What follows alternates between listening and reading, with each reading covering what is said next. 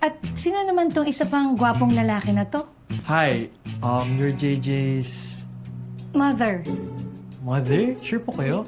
You could pass as your sister. Kiefer is a friend of mine. Kaya, okay lang po, Mama. Kiefer, anong relasyon mo kay JJ? He will be my best man.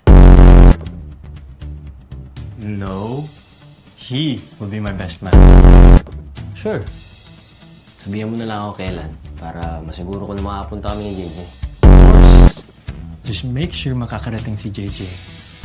Ang pakit naman kung hindi darating ang bride ko. Wait, I'm confused. Excuse me? What the hell is going on? Consider this your invitation. Everyone's welcome at the wedding. We're more than friends, but not less than lovers. The woman was too stunned to speak.